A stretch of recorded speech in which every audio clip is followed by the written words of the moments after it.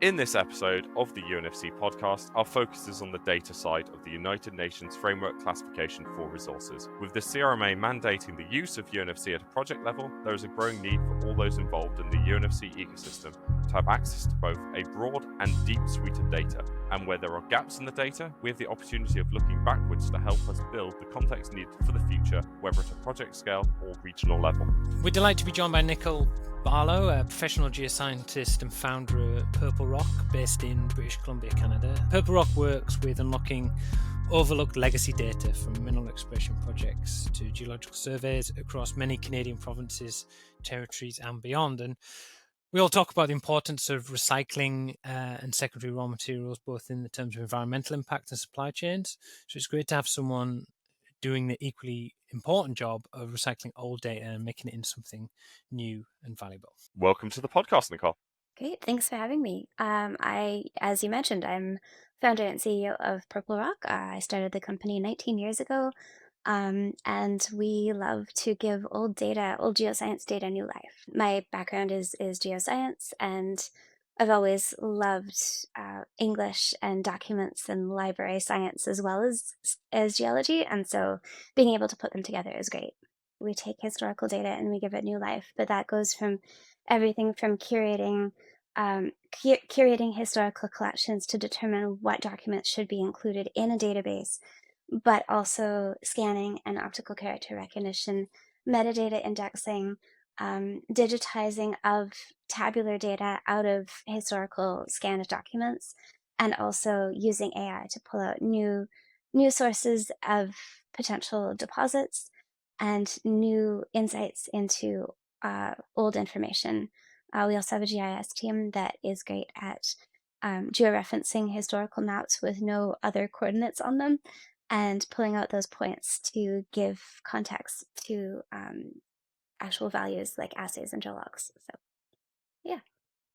That's excellent. So how did you come about founding Purple Rock? What was the genesis of it? I was working as a student, an intern basically, with the British Columbia Geological Survey, and I had the honor of working with one of their professional geoscientists. And the first day of my first work term with them, he sat me down and got me editing documents and editing papers that he had written. And so that's kind of how I started with the technical editing and deciding to start my own company because you can't really join a geological editing firm in Canada. They don't exist. So and from that point, with my experience with the Geological Survey, I also got to work with their database team. And one of the first databases that we worked with, one of the first projects we had with Purple Rock was working with their property file database. And that was in its inception when I was a student. And so they brought me on after graduation as a contractor, and we started working with historical data right then. And since then, we've worked with 7 of the geological surveys across Canada, processing similar projects. This is back 2006, 2007 when we started. So at that point, the technology was um, basically scanning things to PDF because people wanted PDFs. But as technology has changed over time, Purple Rock has also adapted to do that. So going from just scanning and indexing PDFs to pulling digitized data out of it, so taking tables and making that data available in a standardized Excel format, so you can actually query the data, and then getting into AI applications and using AI to pull even more information and value out of that data, and looking at critical minerals now because that's what industry is focused on. So we're adapting to be a service for that purpose as well. Yeah, I guess that was one of my follow-up questions for that was, so the start of the kind of geological surveys needing to change this. I guess, how are you seeing that change? Like you said, more companies are wanting to do this. Are you seeing that more commercialization of it, taking some of the learnings you've taken from that geological survey data into more private companies? Is that something that you're seeing a lot of demand for? On occasion, I think that as geological surveys, they're often the repository of all of this geological data for our region. And so they often get given data or at least in Canada, with our experience, they get given data from industry when industry doesn't know what else to do with it. And so, with all of these donations coming in and the small budget of a geological survey, they need help. They need the external help that Purple Rock can provide, instead of needing to do it themselves off the side of their desk. And so, industry works on a different time scale a lot of the time. So it's not necessarily, yeah, they want all of the data processed yesterday, and that's difficult with historical data just because of all of the nuances and details and difficulties with the older documents, the scans of photocopies that have been photocopied 3 times after being faxed somewhere. It makes it difficult to process that data quickly. So you have a lot of AI systems who can easily take data off the internet and put it into a format that's usable. Stuff that's been processed, say, since 2000 is often like born digital documents is easy to put into an AI and get the data out. But it's those difficult documents that take the time and take the expertise that we've developed over the last almost 2 decades.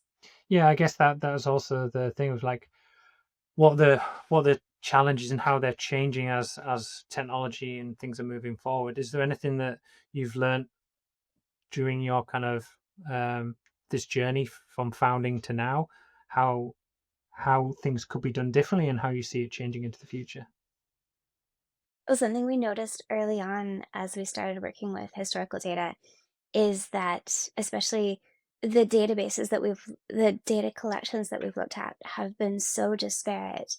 It's very difficult to figure out what metadata to capture, what fields to put in a database when every single document is different. And like if you have a field notebook versus an assay sheet versus a report, and then you have a Mylar overlay on an air photo and a map, how do you harmonize the metadata that you want to capture for all of those things so that it's searchable in a standardized way?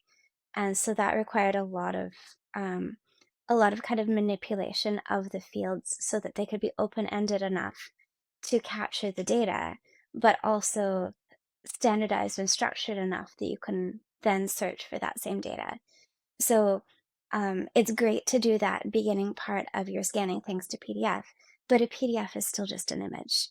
And so with technology over time, we've developed proprietary OCR software we call GeoOCR that has that geoscience capability, the historical geoscience capability in it. So we use a geological dictionary and handwriting recognition as well as standard OCR.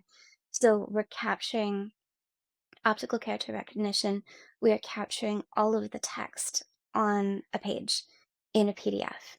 So then that becomes searchable. And then from that point, using technology and using scripts that we've developed in-house, to recognize where the tables are in a document and pull things out in a standardized way, and then convert that, because every assay lab has a different format.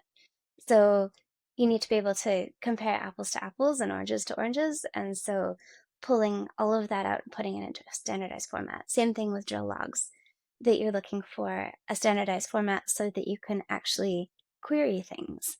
And that's a step beyond, okay, well, you're going to search metadata or you're going to search the OCR. But with that OCR, then you can create a full text data repository of the historical data within these PDFs. And we've been running natural language processing on that data to query things beyond just a regular keyword search, but using semantic searching and harnessing the power of AI to actually find basically a needle in a haystack. So using that data, using that natural language processing power to make the haystack smaller so it's easier for the geologist to find the needle. So we're not eliminating the need for the geologist to read the reports, but because we're in the age of big data, the geologist cannot read 300,000 reports. But if we bring it down to 3,000 reports and put 3 geologists on it, then it becomes more of a doable problem. So if you get rid of all of the chaff, all of the haystack that you don't need, it makes it easier to find what you are looking for. So that's really exciting because there is so much historical data out there. No, that's great. And also as a geologist who's created a lot of this data, quite often it is very subjective. It's observational. It's not always data in a table or an assay table. It's stuff that can be extracted and pulled apart. And it's great to know that any of that information is going to be used and interpreted by someone like yourself. So I kind of just want to move on to the kind of the topic of this podcast. So Alex, I didn't know if you wanted to maybe ask a bit more of a question about the topic of UNFC. How did you end up sort of being involved in working in the sort of UNFC ecosystem, the UNFC world, and how have you found that sort of relating to your sort of digitalization of historical or legacy data then? I think we started with meeting Satarla at PDAC a few years ago. So with our experience with digitizing historical data, and I think it was kind of near the beginning of the Vector project, and so you guys had the experience of working with UNFC and working with the lack of harmonized, digitized historical data, and so you kind of brought that to me, saying this might be an opportunity for Purple Rock to help.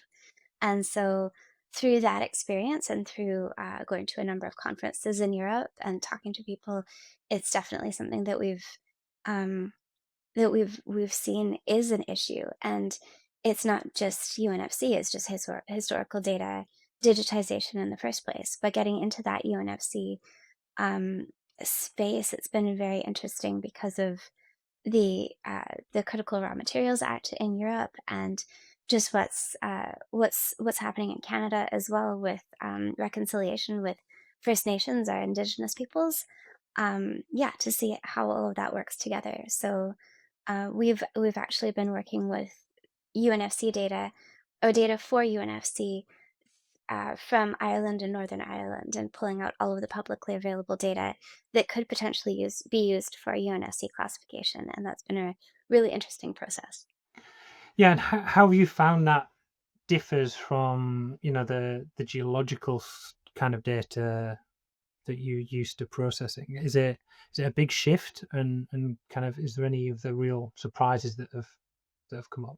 There's definitely a lot more sources for the data related to UNFC in the socio-environmental side of things. So we had one staff member spend a week and a half simply just looking for data for these two regions. So that's been very, very different. A lot of the data has the various source dates. It has some of it's behind firewalls. Some of it is inaccessible because of file types. Some of it you can see on a map viewer, but is not downloadable.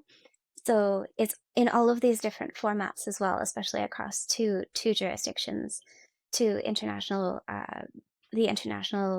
boundary between them. So they have different formats. So it needs to be harmonized. A bunch of it needs to be digitized. Um, and it's just it for a mining company going out and looking for the data with UNFC. It would be a big undertaking, especially if you're dealing with multiple jurisdictions, not just Ireland and Northern Ireland, but say you have a property in Latvia and another one in Spain and another one in Estonia, and like that would be a significant undertaking to capture all of the data that's there, but it is there. It's a lot of the public data is available and it's out there. It's just not in the right format yet. You mentioned something just prior, which was the whole the CRMA. Could you sort of expand upon it? It'd be interesting to see your perspective as someone who isn't in Europe, because I think the whole UNFC story often is so much wrapped up in Europe, but actually it has a far wider reach and impact than just the EU, because you don't even need to be a member state to, for example, have your project become strategic. So it'd be great to hear the sort of Canadian perspective. On the CRMA or on the UNFC? I guess sort of UNFC and what sort of similar systems are there? Is there anything similar in Canada? Do you think UNFC, can you see that being adopted in Canada? Yeah, well, UNFC isn't currently being used in a widespread way across Canada. We do have our Crisco system, which is called National Instrument 43101. That has been around for about 20 years now. and was last updated in 2011. But as of June, there's actually been an open call for engagement with the public on this paper that was put out for modernization of the 43101s, and that includes um, including consultation with communities and First Nations groups, as well as the environmental and the social aspect of things as well. So every technical document that I've read, every technical report that I've read in Canada includes those things anyways. So with the importance of First Nations reconciliation in Canada, um, that has always been an aspect of exploration in Canada, that you have to consult and you have to get kind of buy-in from the local people, whether it's First Nations or other communities. And so that's kind of always been important. This addition to the 43101 process is kind of codifying what already exists and what's already needed. Um, Also, in if you are to accept, or if you are to put um, you have to if you are to do work on a claim, at least in British Columbia, you have to submit a notice of work to government, and that notice of work often involves, okay, well, what have you done to engage local communities, and what do you know about the environmental reporting that has been done in the area, and have you done any like testing and stuff yourself? So I think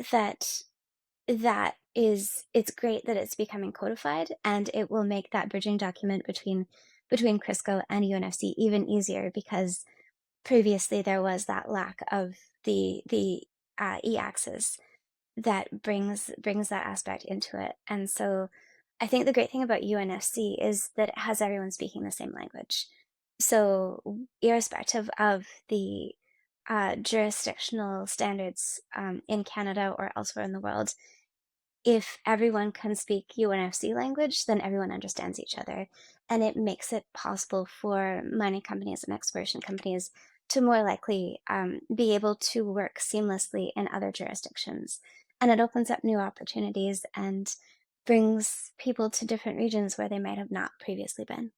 I think that's a really good observation. And like we've seen more recently, even in the last few days, JORC have been going through this process as well about how to include this kind of some of these modifying factors is how they kind of term them.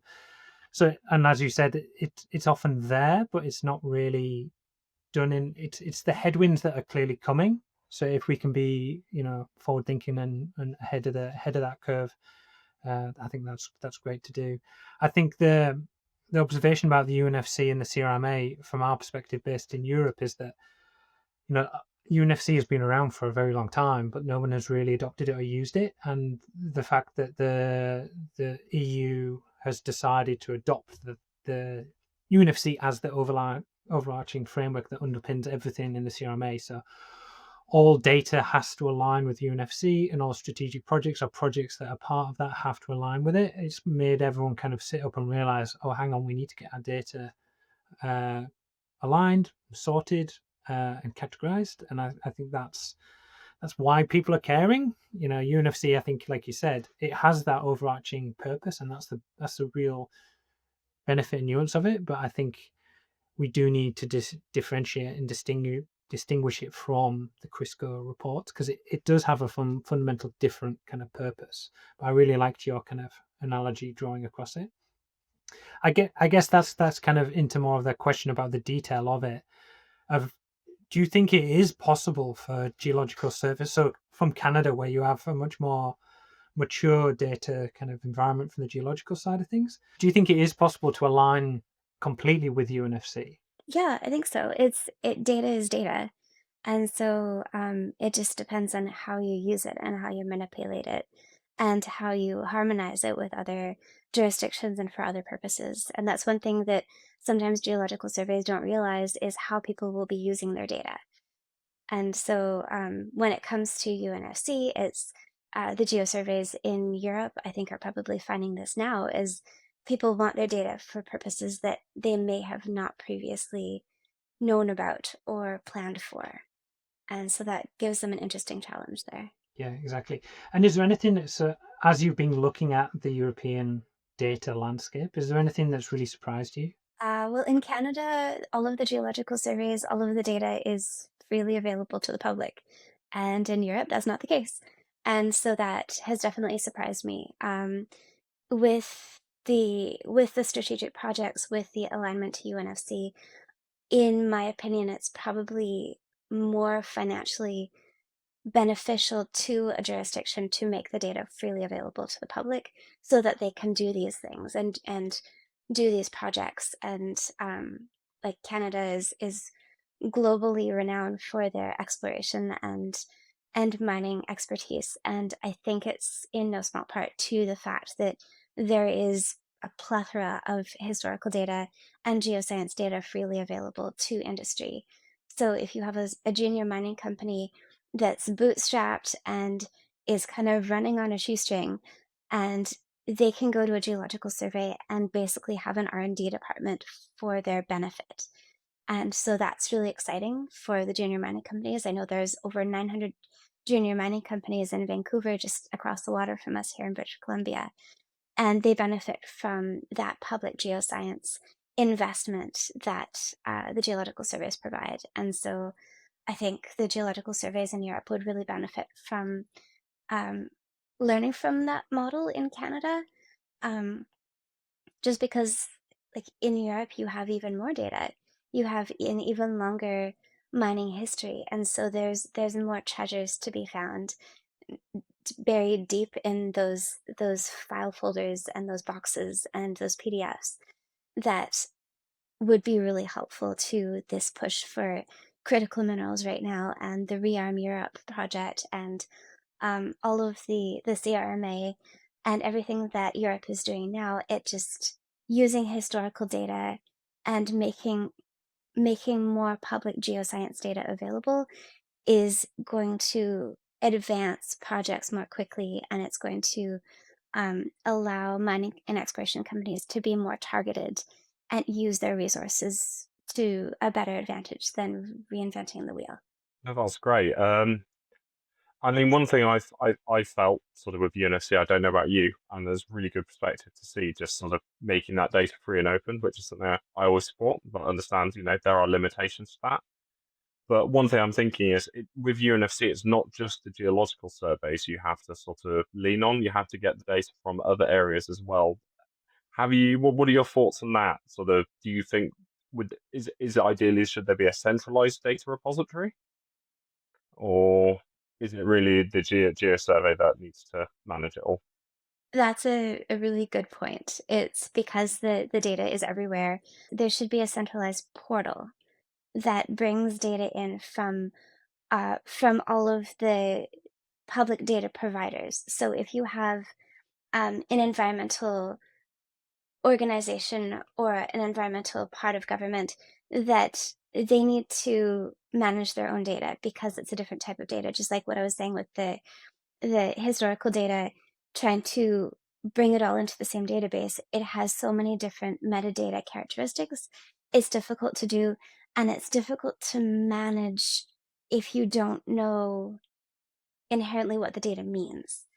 And so I think it's important for um, the data to be open, not just with the geological surveys, but with these other organizations who are managing the data. So I don't know if the Geological Service for Europe, that Surveys is planning, might be one of these portals that can bring in data from multiple places. I know one of the geological surveys here in Canada has a map portal, and it brings in over 200 layers, not just from geological survey data, but is bringing in layers from an environment, from water, from um, roads, and like satellite imagery as well, and overlaying it all on the same mapping interface. And so people can come in and toggle the layers on and off and find what they're looking for. But it also allows them to go back to the original source data and investigate more fully there. It just has this mapping interface that shows everything in a holistic way. And I think that's the great thing about UNFC. It's looking at mining and exploration in a more holistic way. So not siloed from the rest of the communities and from the rest of society. It's mining and exploration is part of it and needs to be considered in that framework. And so, yeah, I think that that's great about UNFC, but I think that the data needs to also show that. Yeah. And I guess this is a topic that will come up repeatedly on the podcast, but it's sort of the whole intersection of UNFC and sustainability. How do you see this sort of developing into the future, and how do you think people like you in the private sector can help strengthen that relationship? Yeah. I think the UNFC is a driver, like Matt, like you were saying about the UNFC is a driver to capturing more of that historical data and digitizing it and bringing it into the future. And I think that that really helps with sustainability. If you have historical data and it's sitting in a warehouse somewhere, it's not useful to anyone. But if you bring it into the modern digital world and you can use it to inform current exploration, you're not only saving money and saving time because you're more likely to find things more quickly. It's basically you're not going into a region blind. So you actually kind of have a roadmap of what's been done before. And that helps, yeah, save money and save time, but it also helps decrease your environmental footprint, that you're not drilling the same thing 3 or 4 times. Like we've seen in some collections that you have the same drill holes again and again and again. And it's like the first people didn't realize what had been done before. They didn't even look at the data. And so that helps with the environmental footprint, but also looking at things like the circular economy. And you're taking not only the initial material out of the mine, but then you're looking at the waste rock and tailings and you're processing things differently. Another advantage to looking at historical data from a public company perspective is that now we have access to all of this technology that is new, that's the uh, biological mining with the organisms that can process copper and stuff is very exciting. You have carbon sequestration and capture. All of that wasn't possible before, and so you have historical mines that might be able to be restarted because of these new processes.